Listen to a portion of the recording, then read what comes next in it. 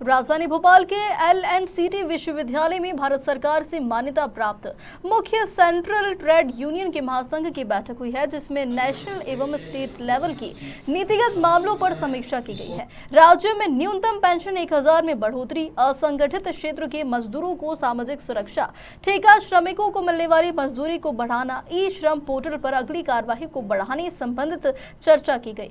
NFIT के राष्ट्रीय अध्यक्ष दीपक जायसवाल ने कहा है कि ओल्ड पेंशन स्कीम को लागू करना, मजदूरों के बेहतर शिक्षा, स्वास्थ्य आदि विषयों पर समीक्षा की गई। तिवारी राष्ट्रीय महामंत्री TUCC और मैं कॉन्सेंट का वाइस चेयरमैन हूँ। देखिए, आज जो 5 विशिष्ट मुद्दे चर्चा में आए हैं, जायसवाल जी हमारे बता ही रहे थे।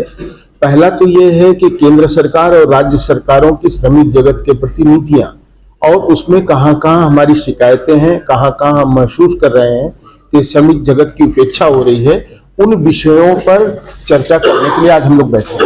और उन विषयों पर पूरा मंथन करके जो विषय निकल करके आएंगे उनको केंद्र सरकार और राज्य सरकार तक ले जाने के लिए हम लोग अपना तय करेंगे। दूसरा, जो EPF का पेंशन है 1000 रुपया, आज करीब 76 लाख लोगों को मिलता है देश में, उसको 5000 रुपया तक बढ़ाने और उसके साथ DDA और आयुष्मान योजना को जोड़ने का भी प्रस्ताव आज हम लोगों ने लिया है। तीसरा जो विषय है, ई श्रम पोर्टल में भारत सरकार के 29 करोड़ लोग जुड़े हैं, लेकिन ये 29 करोड़ लोगों को क्या क्या सुविधाएं मिलेंगी, कैसे मिलेंगी, इस पर अभी तक सरकार ने, न तो राज्य सरकारों ने कुछ अपना रुख साफ किया है, न तो केंद्र सरकार ने अपना रुख साफ किया है। तो इस पर भी हम लोग तय करने के लिए आज बैठे हैं कि इस पर क्या क्या हमें सुविधाएं मिलेंगी, इस पर हम लोग विचार करेंगे।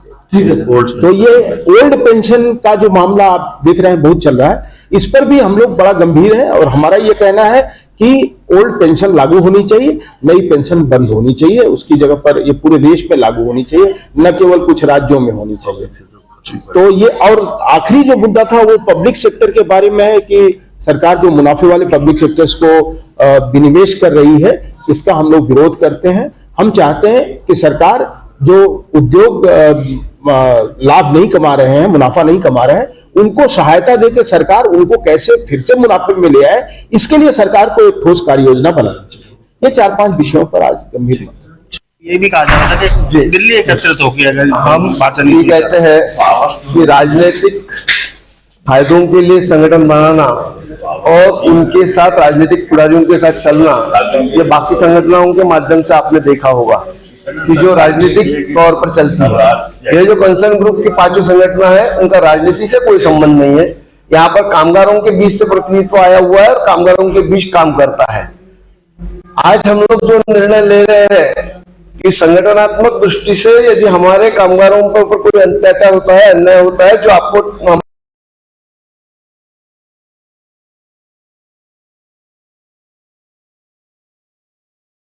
मांगों के बारे में विचार केंद्र सरकार या राज्य सरकारें नहीं करती, तो हम उस पर निर्णय लेंगे और हमारा ये बड़ी मात्रा में 5 संगठनों का एक संगठित आंदोलन होगा जो दिल्ली के साथ साथ भारतवर्ष का संपूर्ण मीडिया देखेगा और मीडिया हमें साथ देगा। इस अपेक्षा के साथ मैं अपने शब्दों को विराम देता हूँ। सब पहले परिचय दे दीजिए।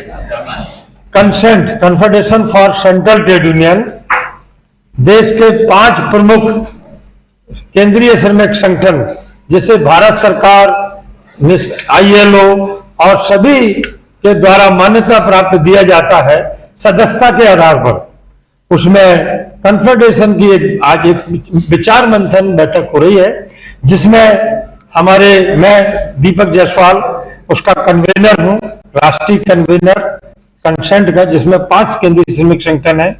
BMS की ओर से इसके यह पद चेयरमैन का पद BMS को दिया गया है। रविंद्र हेम्टे साहब राष्ट्रीय जनरल सेक्रेटरी आज उपस्थित है अपने साथियों सहित। हमारे कंसेंट के घटक हैं TUCC, नेताजी सुभाष चंद्र बोस ने जो बनाया था, उसके राष्ट्रीय general secretary Shri SP Tiwari ji हैं। श्री KK तिवारी राष्ट्रीय मजदूर कांग्रेस। सर, इस बैठक का गजनीश जी, जो बैठक रखी है इसका क्या मोटिव है, कि किन मांगों को लेकर जो बैठक रखी है, क्या डिमांड्स हैं? देखिए, हम जो केंद्रीय श्रमिक संगठन है, ये रजिस्टर्ड ट्रेड यूनियन का फेडरेशन होता है या एसोसिएशन का होता है। देश में 4.5 lakh registered trade union association और फेडरेशन है। सरकार जिनका सबसे मेंबरशिप करके जो मान्यता देती है राष्ट्रीय राष्ट्रीय स्तर पर वार्ता करने, एग्रीमेंट करने, उसका ये संगठन है। तो उसका उद्देश्य इस बात को है कि देश की औद्योगिक प्रगति, पूंजी और श्रम साथ साथ काम करते हैं। तो ये इस विचारधारा को लेके नॉन पॉलिटिकल ऑर्गेनाइजेशन है। इस केंद्र कुछ समय में से इन श्रमिक संगठनों में टायर्ड और रिटायर्ड राजनीतिक घुस गए, जिनको कि अपने संगठनों में कोई बड़ी जगह नहीं मिली और इसकी वजह से ये दिशा ही हो रहा था। इसलिए संगठनों का महासंगठन बनाया गया और इसका मुख्य उद्देश्य संगठित क्षेत्र में जो असंगठित हो रहा है विनिवेशीकरण के कारण, आउटसोर्सिंग के कारण, उसको, और सरकार ने जो असंगठित क्षेत्र के 29 करोड़ लोग रजिस्टर्ड किए हैं ई श्रमिक पोर्टल पर, उनको बहुत सी सुविधाओं की घोषणा की है उनके क्रियान्वयन के लिए।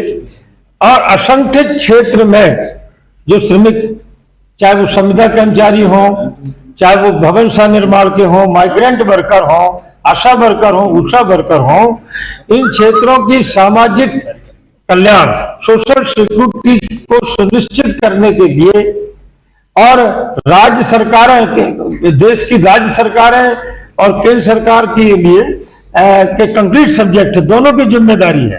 केवल केंद्र सरकार की, मोदी की जिम्मेदारी नहीं है, राज्य सरकारों की भी जिम्मेदारी।